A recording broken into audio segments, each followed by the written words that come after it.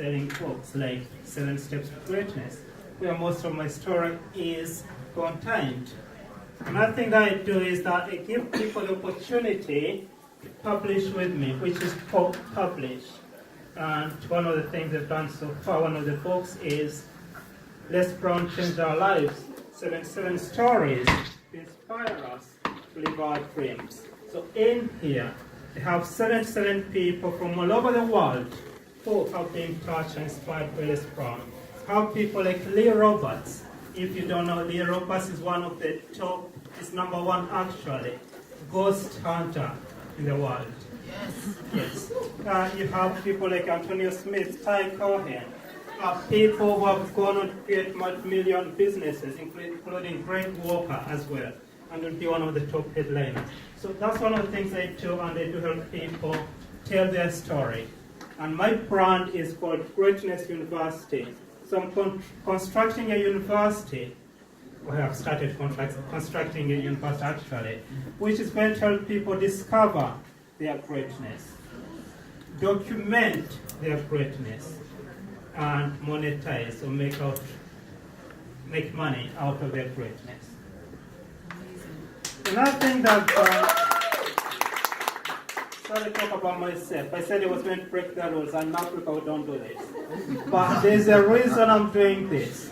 Another thing is that I've gone on to study, and I've studied in about 7 universities, and I've got 7 degrees, 7 university degrees, masters, bachelors, and including the highest degree, which is a doctorate or PhD in education from one of the finest universities in the world, which is Exeter University down in Devon. So I specialize in education, and I do assess children with disabilities. I design interventions for those children, and I advise parents, carers, and teachers on what to do with those children. Another thing I do is I have funded various businesses, including one of the businesses I do is Peace Apartments, which is letting out to apartments on a daily basis. So that's another achievement of mine. But as well, I've gone on to help my people back in Uganda, my parents, my brothers, my sisters, help them as well acquire the same education that I have had a chance to have or experience. There might be some other things I've forgotten. But let me stop here for the time being. My life did not start this way. Actually, it started a different way. And I'm going to tell you 3 stories from my life that has made me who I am today. The first story has to do with the gift of poverty. Okay, what does that mean? It's a bit confusing. I was born in a very, very poor family. And I do remember one day coming from school, and it was raining, a lot of rain from outside, and we could hear it from the roof. We still have the iron-roofed houses. And one of the things that happened as we were seated in a small living room with my brothers and sisters is I started running through the roof into the sitting room where we're seated. And then one of my brothers asked my sister to come and collect a bucket from the kitchen, bring it into the living room so that we can collect the water so that doesn't spread all over the house. A few minutes from there, again, another sister rushed to the bedroom to look at the mattress so that they put away the mattresses so that we were not going to sleep in the wet bed. Why? Because of the rain. Why? Because the house that I grew in wasn't, as you can see, this kind of house, wasn't that good enough. But what that gift of poverty gave me was the determination, the dream. Yes, I lived in poverty, but I did not let poverty live in me. Yes.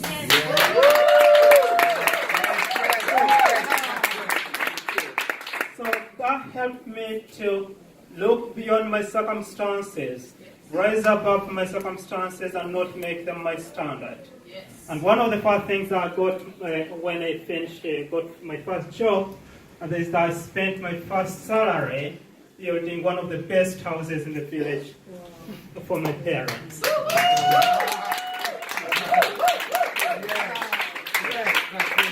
So that was one of the things. I see the time back. Another important thing, another story from my life I wanted to share with you this evening is the gift of war. Okay, again, some may be saying, what do you mean by gift of war? Is war a gift? You have terrorism here, you have terrorism there. Yes, there's the war that is fought in countries, and that's the one I'm talking about, armed conflict. I lived through that. I attended 4 different primary schools to be able to complete my primary education from year 1 to year 6. I spent out of school 1 year because there was no education.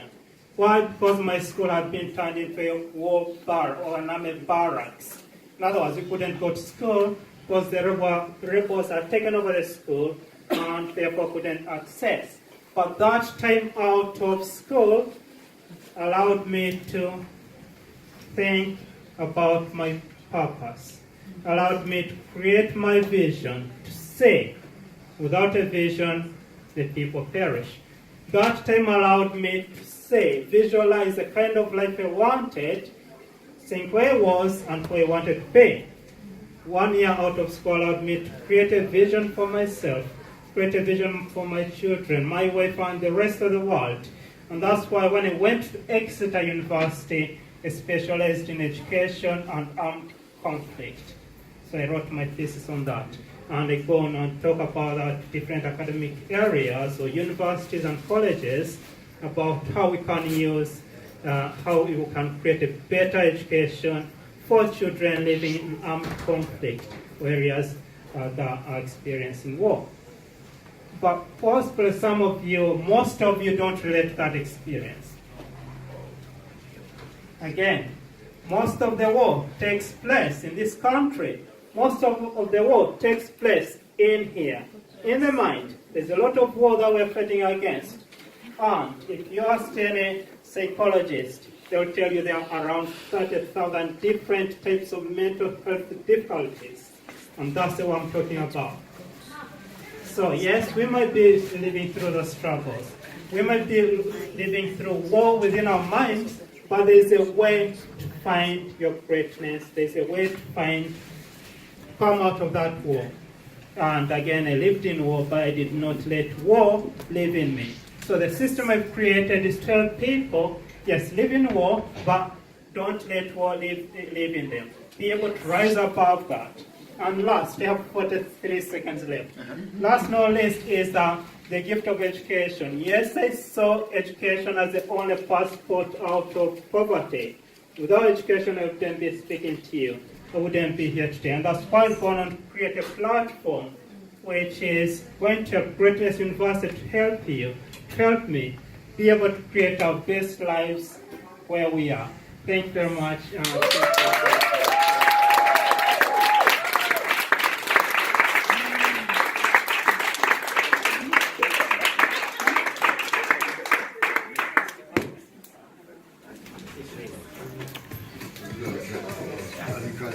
Okay, let's get 1, Pump 2. music on. Pump music on.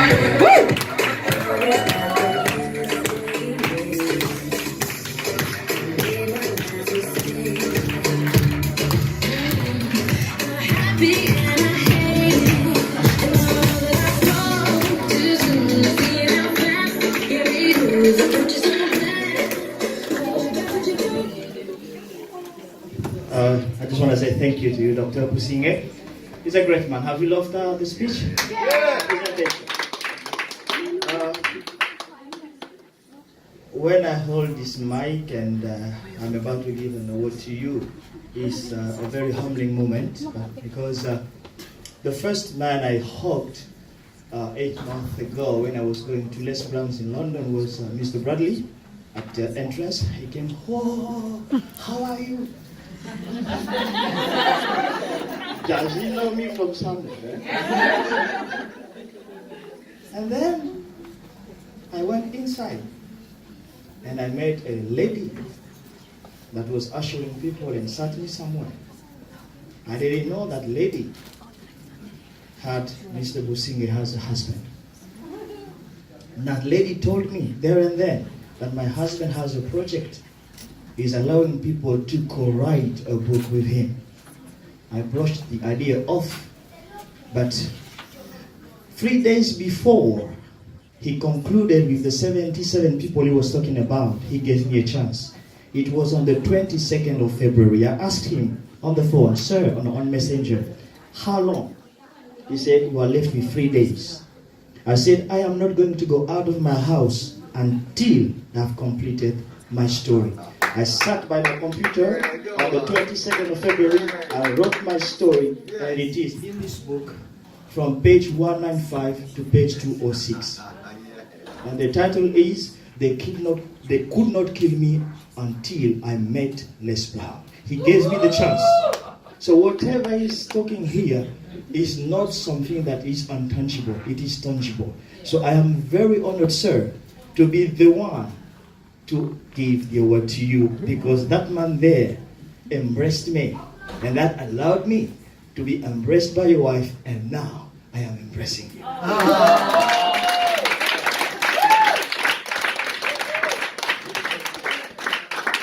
done. Well done.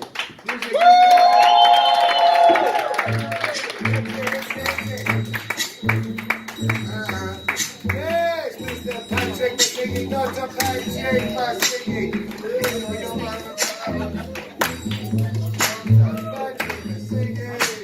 When the night has come and the land is dark and the moon is the only light we'll see.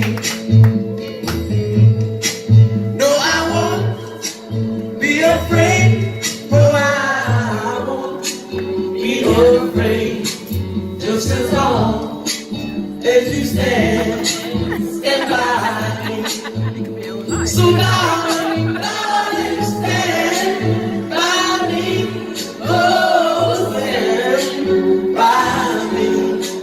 Oh, stand by me. Stand by me. Dr. Patrick, singing.